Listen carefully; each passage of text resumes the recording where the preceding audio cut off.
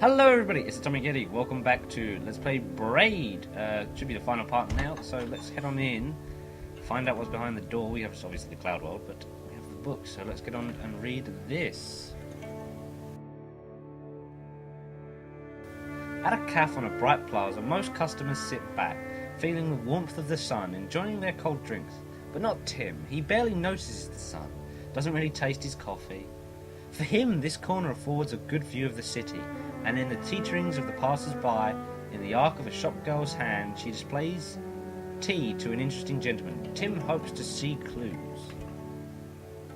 That night at the cinema, fictitious adventures lunge implausibly across the screen. The audience here is mixed. Some are patrons of the cafe, now sitting excitedly in the plush chairs, eager for another new flavour, for distraction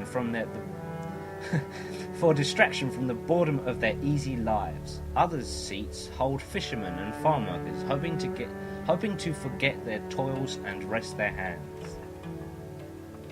Tim is here too, but he is scrutinising the gloss on the lips on the screen, measuring the angle of the plume of a distant helicopter crash.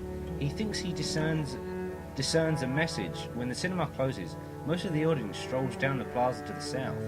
Tim goes north.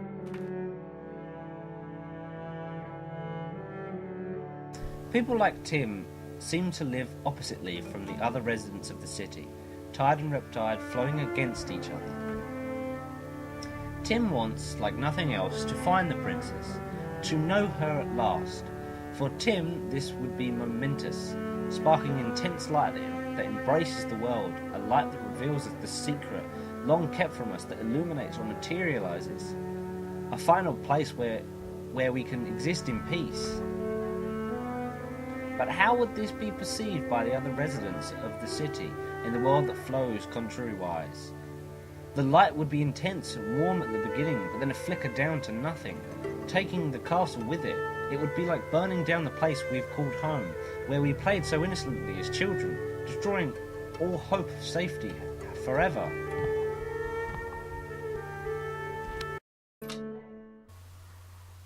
I'm into this flower.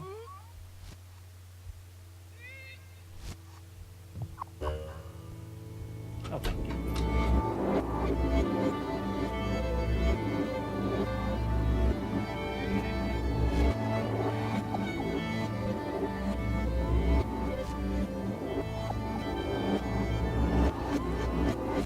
Oh, I see what I'm doing.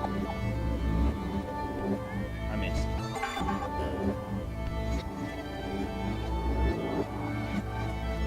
So we rescue that little guy, and he is then able to come up here. I see your magic.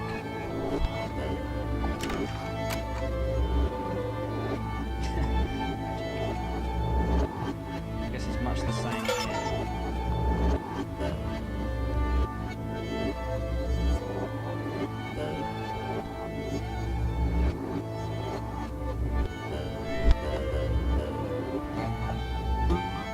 Yeah, this is fun.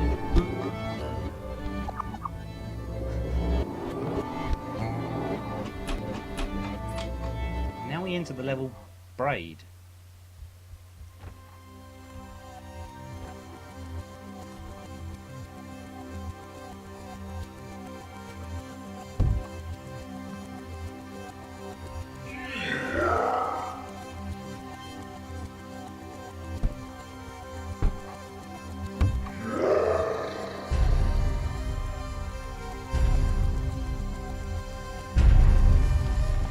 And that's a giant firewall coming towards us.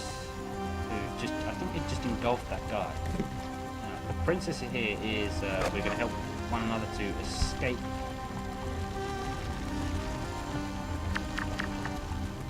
From the firewall, obviously. Yeah, cut it close. Oh, come on.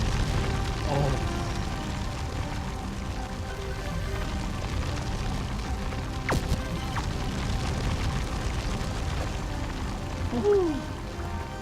Yeah, they really do like to cut it close here.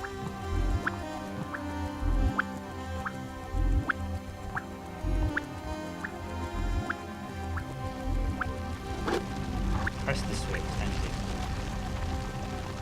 I'm still in World 6 mode where I just tried to use the ring power.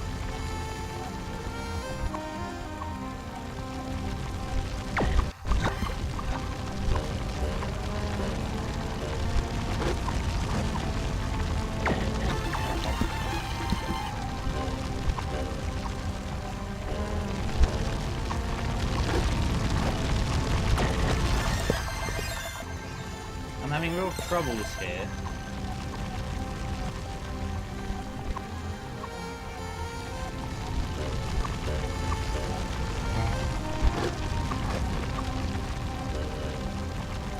Oh, that was so lucky!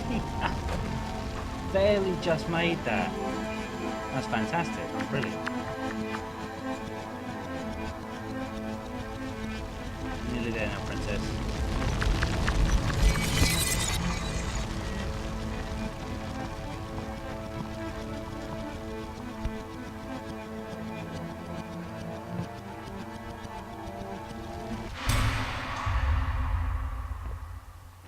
Okay, so we're now moving backwards. Oh, I'm moonwalking. I'm moonwalking. Look at me. Okay, let me just rewind.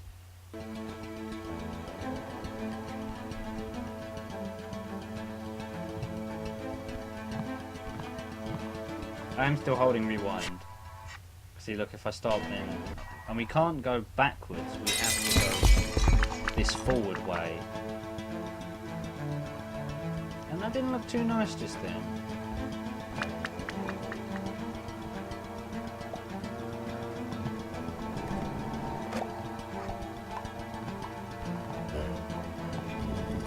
Yeah, we just fit through there.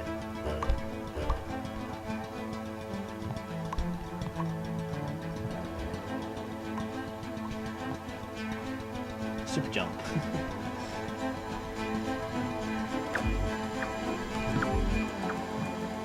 Yeah, from this angle it doesn't look so much that we're running after the princess in terms of saving her, but it looks like we're trying to trap her. Or that she's also trying to kill us. Like, look here, see, whoop, not quite.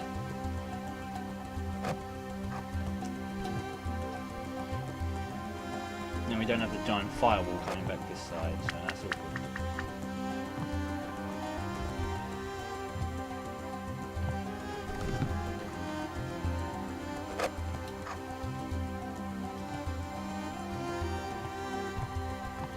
She calls out for help. And he's now turned from red to green, and he's all the a happy hero, it seems.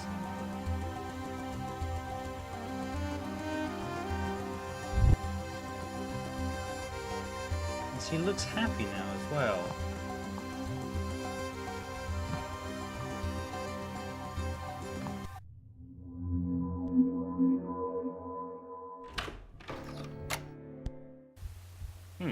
So it seems we're in the epilogue now, so...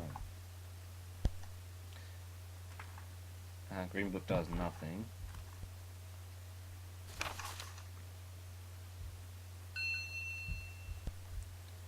The boy called for the girl to follow him, and he took her hand.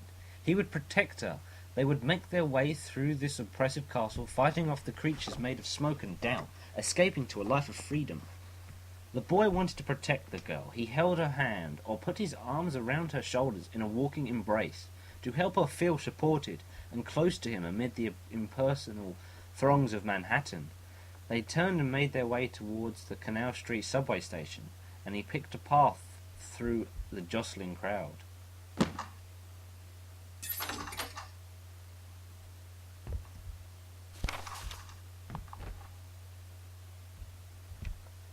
He worked his ruler and his compass. He inferred, he deduced. He scrutinized the fall of an apple, the twisting of metal orbs hanging from a thread. He was searching for the princess, and he would not stop until he found her, for he was hungry. He cut rats into pieces to examine their brains, implanting pungent posts into the skulls of water-starved monkeys.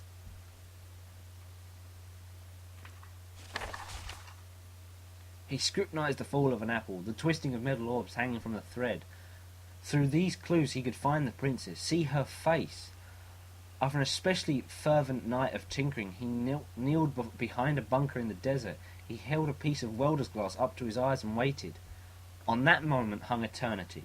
Time stood still. Space contracted to a pinpoint. It was as though the earth had opened and the sky split. One felt as though he had been privileged to witness the birth of the world. Someone near him said, "It worked." Someone else said, "Now we're all sons of bitches." How rude. The candy store. Everything he wanted was on the opposite side of that pane of glass. The store was decorated in bright colours, and the scents wafted out drove him crazy. He tried to rush for the door, or just get closer to the glass, but he couldn't. She held him back with great strength. Why would she hold him back? How might he break free of her grasp?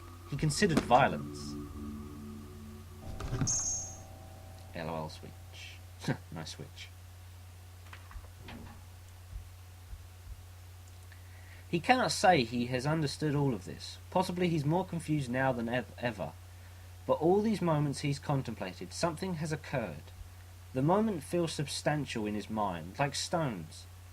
Kneeling, reaching down towards the closest one, running his hand across it, he finds it smooth and slightly cold. He tests the stone's weight. He finds he can lift it, and the others too. He can fit them together to create a foundation, an embankment, a castle. So let's raise our own little flag here. To build a castle of appropriate size, he will need a great many stones. But what he's got now feels like an acceptable start. And there we have it, everyone. That has been Braid. Hope you have enjoyed it. There is obviously a lot more to Braid than meets the eye, and there's some things I may have missed out. For hoping that you will find it on your own adventure. I've been Atomic Yeti. Thank you all for watching, and I'll see you guys next time for whatever I decide to play next.